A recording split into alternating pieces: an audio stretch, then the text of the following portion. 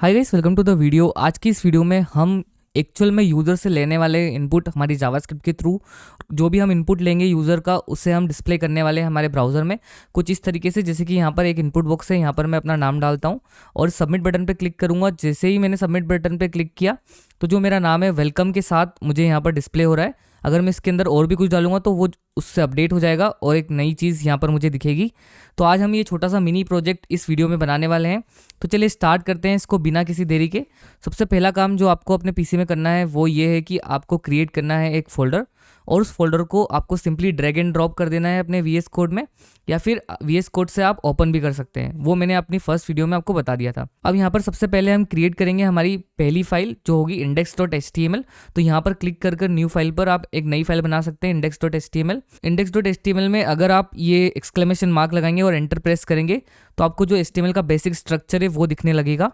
और फिर इसको लाइव रन करने के लिए हम यहाँ पर राइट क्लिक करेंगे और ओपन करेंगे ओपन विथ लाइव सर्वर से। तो जो हमारा एक्चुअल वेब पेज है जो भी हमने बनाया है HTML वाली फाइल, वो यहाँ पर हमें डिस्प्ले होने लगेगी। एंड देन हमें करनी है दो और फाइल क्रिएट। सबसे पहली फाइल होगी script.js। तो यहाँ पर हम फिर से न्यू फाइल पे क्लिक करेंगे और script.js नाम की एक फ़ाइल बना लेंगे। फिर वापस से न्यू फाइल पे क्रिएट करेंगे और styles.css नाम की एक फ़ाइल बना लेंगे। तो हमारी एक फ़ाइल बन गई HTML की, एक JS की और एक बन गई CSS की। तो हम HTML में सबसे पहले जो हमारी स्टाइल शीट वाली फाइल है, स्टाइल्स वाली फाइल है, उसे लिंक करेंगे। साथ ही जो हमारी स्क्रिप्ट वाली फाइल है, मतलब जो JS वाली फाइल है, उसको भी लिंक करेंगे। तो यहाँ पर हमें हेड टैग में सबसे टाइटल के नीचे आकर यहाँ पर हमें लिखना है लिंक और एंटर प्रेस करना है। और उसमें href में हमें जो हमारी स्टाइल्स वाली फाइल का नाम है वो दे देना है styles.css। देन हम बॉडी में आएंगे। बॉडी में सबसे नीचे आकर हमें यहाँ पर लगाना है स्क्रिप्ट टैग। स्क्रिप्ट टैग में हम सोर्स देंगे हमारा script.js जो हमारी जावास्क्रिप्ट वाली फाइल का नाम है, और इस वाले टैग को हम यहाँ से क्लोज कर देंगे। अब जो हमारा दूसरा टास्क है वो ये है कि हमें क्रिएट करना है ये इनपुट बॉक्स और ये सबमिट बटन। तो चलिए सबसे पहले क्रिएट करते हैं हमारे इनपुट बॉक्स को और सबमिट बटन को। तो सबसे पहले हम यहाँ पर एक h1 टैग लगा लेते हैं, क्योंकि हमें उसमें डिस्प्ले करना है जो भी हमें यूज़र इनपुट देगा उसे हम डिस्प्ले करेंगे हमारे वेब पेज पे। तो उसको डिस्प्ले करने के लिए हमें यहाँ पर एक टैग बनाना पड़ेगा, उसको हम h1 टैग बना लेते हैं अभी के लिए। और इसमें सिंपली हम एक क्लास दे देते हैं। इसका क्लास का नाम हम रख देते हैं अभी के लिए display name, display dash name. ठीक है, इसमें हम डिस्प्ले करेंगे h1 के अंदर हमारा जो भी यूज़र इनपुट देगा उसे। एंड फिर यहाँ पर हम एक डिव टैग लगा लेते हैं। डिव का हम क्लास नेम दे देते हैं अभी के लिए फॉर्म। ठीक है, एंड यहाँ पर हम लगाएंगे एक लेबल टैग। लेबल में हम लिखेंगे जो 4 होगा वो नेम के लिए होगा, क्योंकि जो हमारा इनपुट बॉक्स होगा उसकी जो आईडी होगी वो नेम हम रखेंगे, इसलिए यहाँ पर हमने 4 दिया है नेम। इनपुट लेबल को आप कुछ भी दे सकते हैं, अभी के लिए मैं इसको नेम दे रहा हूँ। ठीक है, जो नेक्स्ट टास्क है हमारा वो ये है कि हमें बनाना है एक इनपुट बॉक्स। इनपुट बॉक्स बनाने के लिए हमें लगाना पड़ेगा इनपुट टैग, और इसका जो टाइप होगा वो टेक्स्ट टाइप का होगा। इसकी हम एक आईडी दे देंगे ताकि हम इसे एक्सेस कर पाए हमारी जावास्क्रिप्ट वाली फाइल में। तो हमने इसकी आईडी दे दी है नेम, और इसमें कुछ प्लेस होल्डर डाल देते हैं। अभी के लिए मैं डाल देता हूँ नेम। अब हमें बनानी है हमारी सबमिट बटन। तो सबमिट बटन बनाने के लिए सिंपली यहाँ पर मैं बटन टैग लगाऊंगा। बटन टैग में मैं जो इसका टाइटल है बटन का वो दे दूंगा सबमिट। एंड इसकी जो आईडी होगी वो आईडी हम दे देते हैं अभी के लिए सबमिट। ठीक है, क्योंकि हमें इस बटन को भी एक्सेस करना पड़ेगा हमारी CSS और जावास्क्रिप्ट वाली फाइल में, तो इसलिए हम इसकी आईडी दे देते हैं सबमिट। तो जो हमारा बेसिक स्ट्रक्चर है वो क्रिएट हो जाना चाहिए। तो देखिए इसको मैं रिफ्रेश जैसे ही करता हूँ तो जो हमारा बेसिक स्ट्रक्चर है, जैसे कि हमारा लेबल, हमारा इनपुट बॉक्स और हमारी सबमिट बटन, ये हमारे HTML के थ्रू जो उसका स्ट्रक्चर है वो क्रिएट हो चुका है। अब हम इन्हें थोड़ा सा स्टाइल कर लेते हैं। तो हम आएंगे हमारी styles.css वाली फाइल में। यहाँ पर सबसे पहले तो जो हमारा डिस्प्ले नेम वाला h1 टैग है उसको थोड़ा सा स्टाइल कर लेते हैं ताकि वो थोड़ा सा अच्छा दिखे। तो यहाँ पर हम आईडीज़ को एक्सेस करते हैं हैशटैग के साथ। तो हम लिखेंगे हैशटैग डिस्प्ले नेम, जो भी हमारी आईडी है h1 टैग की उसको यहाँ पर हम लिखेंगे। एंड इसमें हम फ़ॉन्ट साइज़ दे देते हैं अभी के लिए 20 पिक्सल। एंड हम इसमें फ़ॉन्ट वेट दे देते हैं बोल्ड, ताकि वो अच्छे से दिखे बोल्ड होके। एंड हम इसमें मार्जिन बॉटम दे देते हैं थोड़ी सी, ताकि जो स्पेसेस बने रहे हमारे एलिमेंट्स के बीच में, तो हम इसमें मार्जिन बॉटम दे देते हैं 10 पिक्सल की। और इसका जो हम कलर दे देते हैं, आपकी जो भी इच्छा हो आप वो कलर दे सकते हो। अभी के लिए मैं इसमें ब्लू वॉयलेट कलर दे रहा हूँ। नेक्स्ट चीज़ है जो हमने एक डिव बनाया था फॉर्म के लिए, उसका हमने क्लास नेम दिया था फॉर्म, इसलिए हम उसे डॉट से एक्सेस करेंगे और हम करेंगे डॉट फॉर्म। और अब इस फॉर्म को थोड़ा सा स्टाइल कर देते हैं। हम इसको कर देंगे सबसे पहले डिस्प्ले फ्लेक्स। इसका जो फ्लेक्स डायरेक्शन है उसको हम रख देते हैं कॉलम। एंड जो जस्टिफाई कंटेंट है इसका उसको कर देते हैं हम सेंटर, ताकि जो हमारे एलिमेंट्स है वो सेंट्रली अलाइंड रहे। देखिए वो सेंट्रली अलाइंड हो गए। अब हमें इनके बीच में थोड़ा सा गैप करना है। गैप करने के लिए हम सिंपली हमारी गैप प्रॉपर्टी का यूज़ करेंगे और उसमें गैप दे देंगे हम 8 पिक्सल का अभी के लिए। तो देखिए बहुत ही सुंदर सा गैप आ गया है उसमें। अब जो नेक्स्ट टास्क है हमारा वो ये है कि जो हमारा लेबल है उसको थोड़ा सा डिज़ाइन कर देते हैं। तो लेबल को हम डायरेक्टली उसके टैग से ही एक्सेस कर लेते हैं, क्योंकि इस डॉक्यूमेंट में हमारे पास सिर्फ एक ही लेबल है। तो हम लेबल को सिंपली फॉन्ट वाइट दे देते हैं, थोड़ा सा बोल्ड वाला, ताकि वो अच्छे से दिखे लेबल। अब जो नेक्स्ट टास्क है वो ये है कि हमें हमारी सबमिट बटन को थोड़ा सा स्टाइल करना है। तो हम उसको एक्सेस करेंगे उसके आईडी से। तो हम लिखेंगे #submit एंड इसमें थोड़ी सी स्टाइल्स लिखेंगे। सबसे पहले इसकी थोड़ी सी पैडिंग दे देते हैं, 6 पिक्सल की हम इसमें पैडिंग दे देते हैं। बैकग्राउंड कलर दे देते हैं, इसका मैं दूंगा ब्लू वॉयलेट, आपकी जो इच्छा हो वो वाला कलर आप दे सकते हो। इसमें कुछ बॉर्डर होगी तो उसको अपन हटा देते हैं, बॉर्डर नन कर देते हैं। एंड इसको इसका कर्सर पॉइंटर कर देते हैं, ताकि जब यूज़र इस पर कर्सर ले जाए तो वो पॉइंटर की तरह दिखे। एंड जो इसका कलर है, क्योंकि टेक्स्ट कलर हमें इसे चेंज करना पड़ेगा, तो टेक्स्ट कलर को हम वाइट कर देते हैं ताकि और अच्छी दिखे। एंड जो इसका बॉर्डर रेडियस है उसको थोड़ा सा और उसको थोड़ा सा बॉर्डर रेडियस दे देते हैं। इसलिए इसका जो बॉर्डर रेडियस हम कर देते हैं 8 पिक्सल, जिससे हमारी बटन थोड़ी सी राउंडेड हो जाएगी और अच्छी दिखेगी। तो देखिए हमारा जो बेसिक फॉर्म है जिससे हम यूज़र से इनपुट लेंगे वो यहाँ पर तैयार हो चुका है। अब हमें इस फॉर्म का जो इनपुट बॉक्स है, जो ये इनपुट बॉक्स है, इसको और जो ये सबमिट बटन है, इन दोनों को एक्सेस करना है हमारी जावास्क्रिप्ट वाली फाइल में।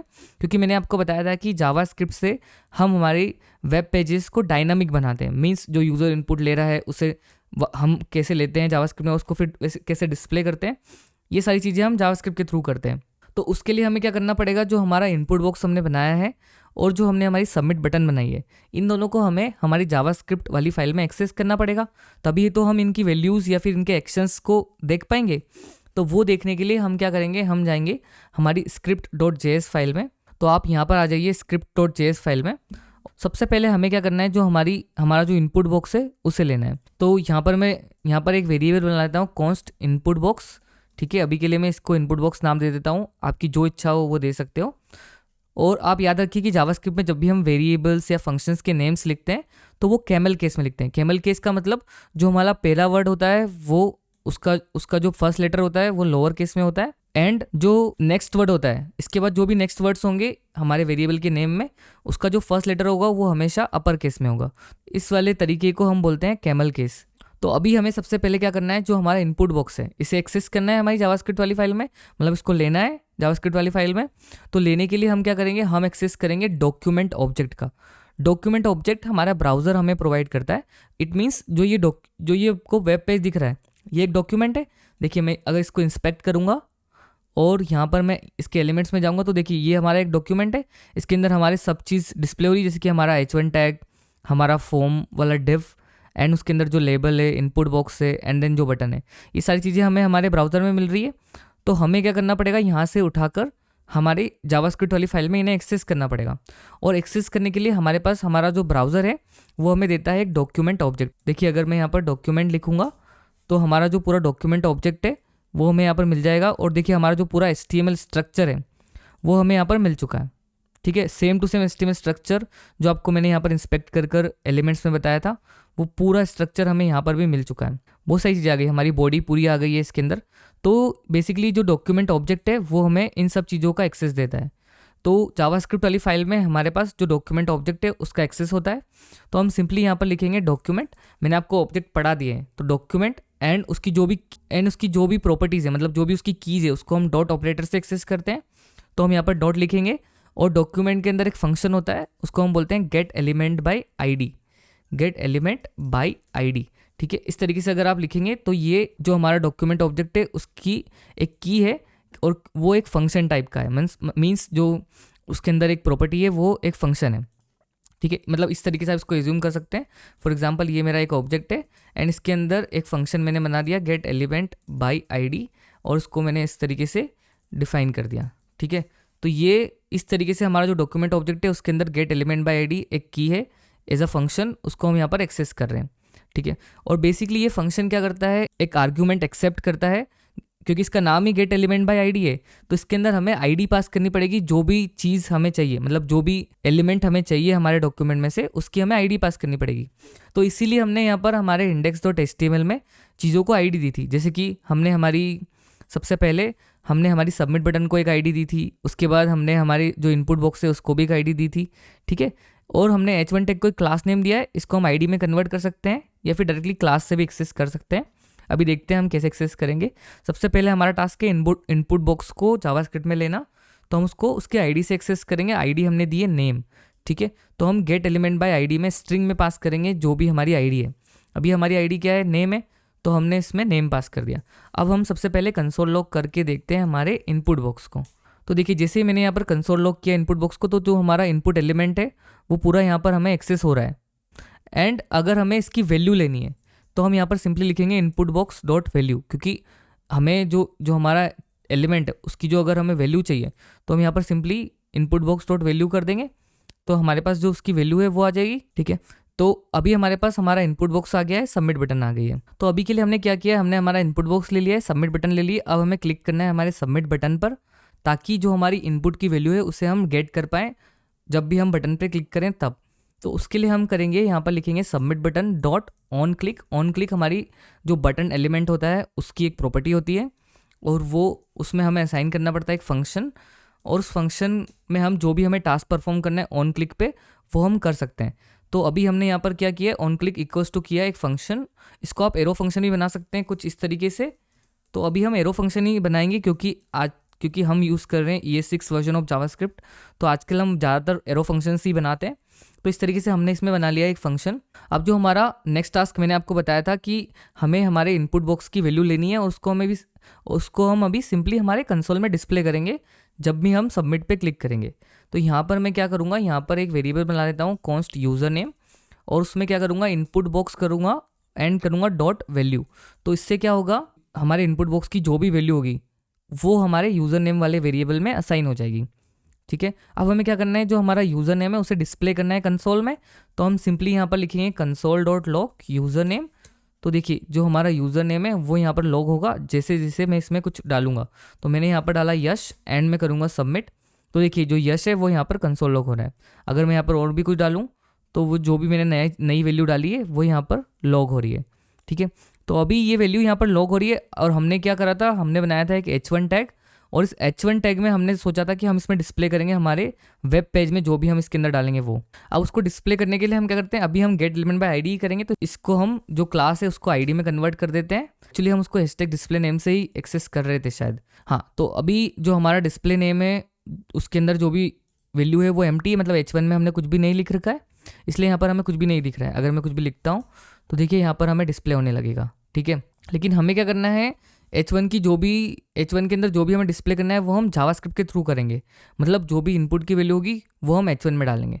तो वो डालने के लिए हमें क्या करना पड़ेगा, जो हमारा H1 टैग है उसको जावास्क्रिप्ट में लेना पड़ेगा। अब उसको उठाने के लिए क्या करेंगे, हम फिर से यहाँ पर क्या करेंगे, यहाँ पर हम एक वेरिएबल बनाते हैं कॉन्स्ट हेडिंग, एंड क्या करेंगे, हम लिखेंगे document dot gate element by ID फिर से, और हमारी जो H1 टैग की आईडी अभी हमने दी है वो क्या दी है, डिस्प्ले डैश नेम। तो इस तरीके से जो हमारा हेडिंग टैग है वो इस वेरिएबल में आ जाएगा। अब हमें क्या करना है, सिंपली हमारे हेडिंग टैग में ये जो यूज़र नेम वाली वैल्यू है इसे डिस्प्ले करना है, ठीक है। अब इसको डिस्प्ले करने के लिए हम क्या करेंगे, यहाँ पर हम लिखेंगे हेडिंग, क्योंकि हेडिंग तो हमारा टैग आ जाएगा, डॉट इनर HTML, ठीक है। एक वैल्यू होती है इसके अंदर इनर HTML, मतलब H1 के अंदर का HTML हमें चेंज करना है ना। तो हम यहाँ पर लिखेंगे हेडिंग डॉट इनर HTML, ये एक प्रॉपर्टी है इसकी, इक्वल्स टू कर देंगे हम जो भी हमारा यूज़र नेम होगा उसे, ठीक है, सिंपल। तो अभी हमारे यूज़र नेम की वैल्यू एम्प्टी है इस पोजीशन पर, तो यहाँ पर कुछ भी डिस्प्ले नहीं हो रहा है। लेकिन जैसे ही मैं इसमें कुछ डालूंगा, यश जैसे मैंने डाला, एंड मैं करूँगा इसको सबमिट, तो देखिए यश हमारा यहाँ पर डिस्प्ले होने लगा है। अगर मैं इसमें अपना सरनेम ऐड कर दूँ तो यश मेहता यहाँ पर डिस्प्ले होने लगा है। अब अगर हम चाहते हैं कि जो हमारा जब भी हम सबमिट करें तो जो हमारे इनपुट बॉक्स की वैल्यू है वो खाली हो जाए, क्योंकि यूजुअली जब भी हम फॉर्म्स बनाते हैं, जब हम सबमिट कर देते हैं तो जो फॉर्म की वैल्यूज़ होती है उससे हम एम्प्टी कर देते हैं, ठीक है।